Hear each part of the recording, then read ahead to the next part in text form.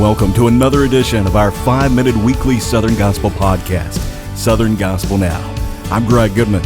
Triumphant Quartet was en route to Wisconsin early last Saturday morning when their bus and trailer caught fire. It was about 4:15 when they were pulled to the shoulder of I-39. 3 local fire departments responded, but the bus and trailer were a total loss. Triumphant's Scotty Inman tells us more. Yes, it was a scary time. Something that all people who travel, it's a fear, and it happened. And we're grateful that Jamie Bramlett, our bus driver, he was a hero, and he got us, woke us up in the middle of the night and got us to safety as quick as possible before things got too bad. We may have lost some things, but we're grateful that God spared us, and we're just thankful for our friends and everybody out there who have prayed for us and sent us messages of concern. And hey, we live to tell about it. We'll continue to sing about the faithfulness and the goodness of God. We sure are glad these guys are okay. Continue to keep Triumphant Quartet in your prayers.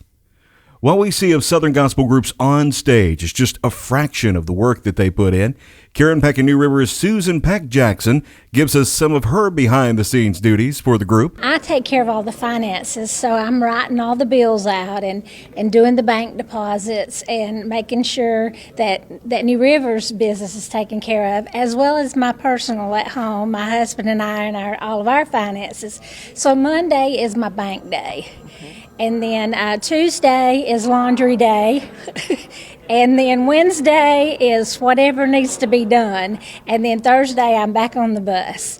It's not often that songwriters have a specific voice in mind when they write a song, but that was the case with 11th Hour's song, Whosoever Will May Come.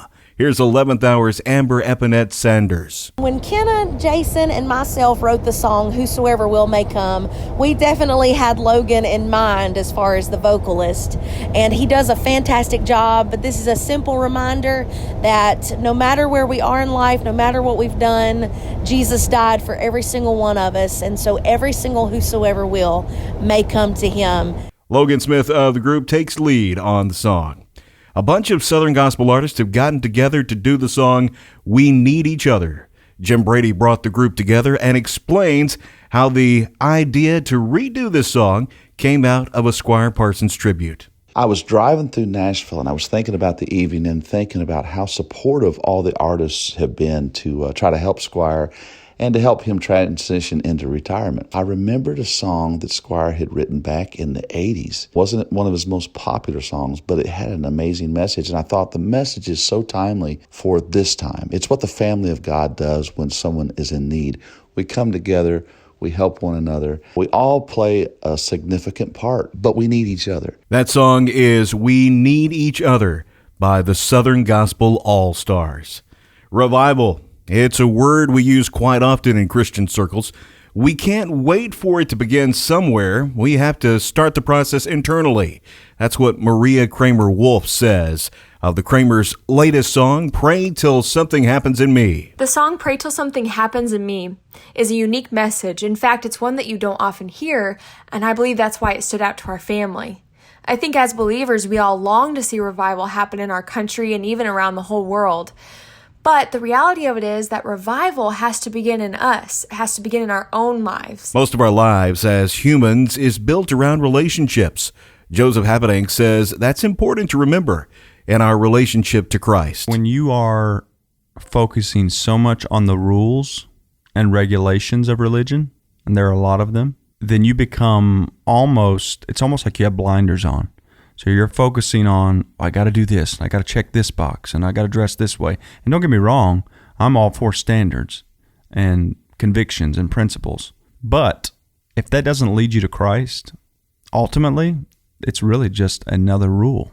And I think a lot of times we put more emphasis on the rules than we do the relationship. We don't generally realize certain days are good old days until they're gone. Who knew 2019 was the good old days?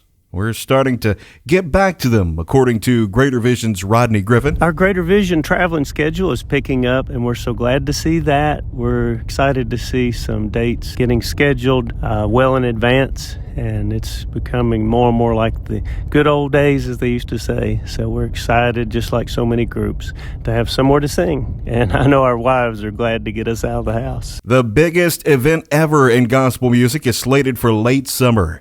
Danny Riley of Gold City says to look for the group at that one. We've got an incredible event coming up. It's called the Ark Encounter. It's at the Ark up in Kentucky. But they're doing 40 days and nights of gospel music, and we get to be a part of that. So we're looking forward to that and seeing the people that we love, that we've built relationships with over the years. Jeff Stice has released a new project, Sheltered in the Arms of God, a piano tribute to the songs of Dottie Rambo. Jeff explains how the idea for this project came to him. One afternoon, I was just kind of sitting and reflecting on my past in gospel music and all of the influences that have been in my life. Dottie Rambo popped up in my mind. Her ability to just connect was just crazy good. And so I got to thinking, well, I'd always known she was a great songwriter, but you start taking that for granted, but then you start listing all the songs. Honestly, Southern gospel probably would not be where it's at today had it not been for Dottie Rambo. Number 1 this week on the Singing News Power 50 weekly chart, Legacy 5 with What a Day. The song jumped 12 positions to land at number 1. Finally, the Blackwood Brothers Quartet has introduced a new bass singer. Eric Walker has been filling in since the departure of Butch Owens. Eric officially joins the group as a permanent member, holding down the low notes. He has been a longtime part of Southern Gospel, having been with the group Final Authority most recently. That's all for this edition of Southern Gospel Now. It's made possible by Daywind Soundtracks. More information available at daywind.com. I'm Greg Goodman. I'll see you next week for another edition of Southern Gospel Now.